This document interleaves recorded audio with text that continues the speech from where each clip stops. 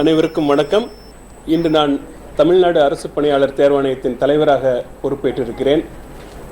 தமிழ்நாட்டில் உள்ள பல லட்சம் மாணவர்கள் அரசு பணியில் சேர வேண்டும் என்ற கனவோடு அரசு பணியாளர் தேர்வாணையத்தின் தேர்வுகளை மிகுந்த அக்கறையோடு தயார் செய்து எழுதி கொண்டிருக்கிறார்கள்.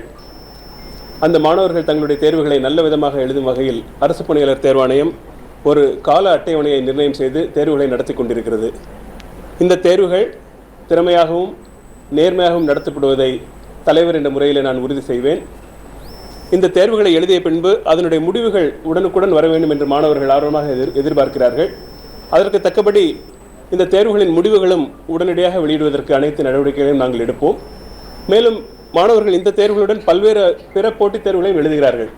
எனவே அந்த கால அட்டவணையும் இந்த கால அட்டவணையும் ஒருங்கிணைந்து இருக்கும் வகையிலே அனைத்து நடவடிக்கைகளும் நாங்கள் எடுத்து முடிவுகளையும் உடனுக்குடன் வெளியிட்டு மக்களுக்கு, மாணவர்களுக்கு, குறிப்பாக தமிழ்நாடு அரசு பணியில் சேர வேண்டும் என்ற ஆர்வமுள்ள மாணவர்களுக்கு அவருடைய கனவுகள் நல்ல முறையில் நிறைவேற்றும் வண்ணம் அனைத்து நடவடிக்கைகளையும் நாங்கள் எடுப்போம் என்று நான் தெரிவித்துக் கொள்கிறேன்.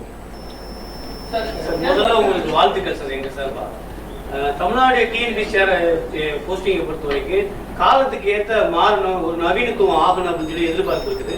அந்த மாதிரி அதை நோக்கி எப்படி பயணிக்கும் உங்க தலைமை? நிறைய ஆலோசனைகள் பலரும் வழங்கிட்டு இருக்காங்க எங்களுக்கு. இப்போ கடந்த 2 வாரங்களாகவே எங்களுக்கு பலரும் ஆலோசனை சொல்லிட்டு இருக்காங்க.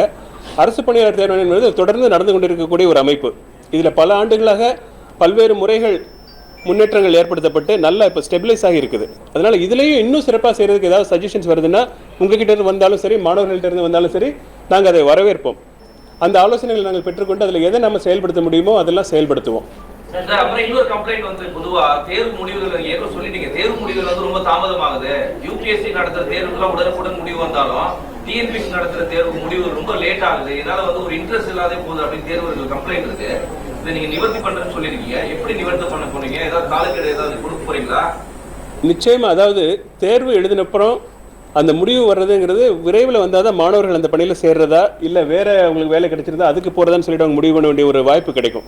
நம்ம தாமதம் பண்ண ஒருத்தரே 2-3 வேலைகளை பெற்றுக்கிட்டு பிற மாணவர்கள் அந்த இதுக்கு வரக்கூடிய வாய்ப்புகள் சில சமயம் குறைஞ்சி சிக்கல்கள் இருக்குன்னு பார்த்து மற்ற தேர்வுகளை எப்படி நடத்துகிறாங்கிறதை நாங்கள் ஸ்டடி பண்ணி அதில் நல்ல ஒரு பழக்க வழக்கங்கள் அதில் இருக்குன்னா அதை நாங்கள் இதில் பின்பற்றுறதுக்கு அனைத்து நடவடிக்கைகள் எடுத்து தேர்வுகளுக்கும் முடிவுகளுக்கும் உள்ள இடைவெளியை நிச்சயமாக நாங்கள் பெருமளவில் குறைப்போம் என்று நான் உறுதி கூறுகிறேன்.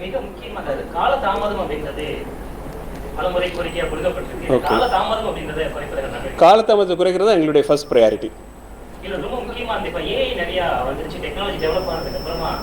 தவறான தகவல்கள் சரியான தகவலோட ரொம்ப சீக்கிரமா போய் சேருது. அதனால ஒரு அபிஷியலா உடனே தகவல்கள் சொல்றதுக்கும் இந்த ஃபேக்ட் செக்கிங் அப்படின்ற மாதிரி தவறான தகவல்களை அந்த தேர்வுகளை போய் குழப்பத்துக்கு ஆளாகாம இருக்கிறதுக்கும் என்ன மாதிரி நடவடிக்கை இருக்கும்? டிரான்ஸ்பரண்டா இருக்கும். டிஎன்பிஎஸ்சி டிரான்ஸ்பரண்டா இருக்கும். நம்ம கம்யூனிகேஷன் உடனுக்குடன் கொடுப்போம். அது மாதிரி நீங்க ஏதாவது எங்க கவனத்துக்கு கொண்டு வந்தாலும் நாங்கள் உடனே கிளாரிஃபை பண்ணிடுறோம். அதை ஓகே. ஆன்சர் கீ வெளியிடுறதுல காலதாமதம் அப்படின்னு ஹைகோர்ட்டே தலையிட்டு டிமாண்ட் வைக்குது. அதுக்கு உங்களுக்கு பதில்? அதாவது ஒரு தேர்வில் பல கட்டங்கள் இருக்குது. அந்த தேர்வுக்கு கொஸ்டின் பேப்பர் செட் பண்ணுறதுலேருந்து மாணவர்களுக்கு ஹால் டிக்கெட் அனுப்பிட்டு அவங்க தேர்வு எழுதினப்புறம் அந்த தேர்வு பேப்பர்கள்லாம் எங்களுக்கு வந்து அதை திருத்துறது, அப்புறம் அந்த ஆன்சர் கீஷன்ஸுக்கெல்லாம் நம்ம ஆன்சரை சரி பண்ணுறது, பல ஸ்டெப்ஸ் இருக்குது. நம்ம ஒவ்வொன்றையும் முன்னேற்றம் பண்ணுறப்ப தான் நம்ம சீக்கிரமாக நம்ம முடிவு வெளியிடப்படும். ஸோ அதனால் நாங்கள் அதுக்கும் நடவடிக்கை எடுப்போம்.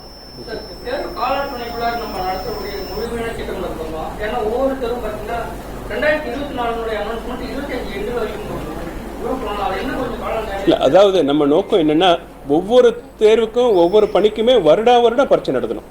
அந்த வருடம் குறிப்பிட்ட காலத்தில் பரீட்சை நடத்தணும். எப்படி நம்ம ஒரு ப்ரிலிமினரி எக்ஸாம்னா அது ஜூன் மாதம் 2வது வாரம்னா அடுத்த வருஷம் அது ஜூன் மாதம் 2வது வாரம் தான் நடக்கும். அது மாதிரி சொல்லிட்டு மாணவர்களுக்கு ஒரு அஷூரன்ஸ் வேணும். அதே மாதிரி ஜூன் மாதம் ப்ரிலிமினரி எழுதினாங்கன்னா நவம்பர் மாதம் மெயின் எக்ஸாம், இன்டர்வியூ பிப்ரவரி நடக்கும், ரிசல்ட் ஏப்ரலில் வந்துடும். அந்த மாதிரி ஒரு நம்பிக்கை வர மாதிரி நம்ம சிஸ்டம் நம்ம போடுவோம்.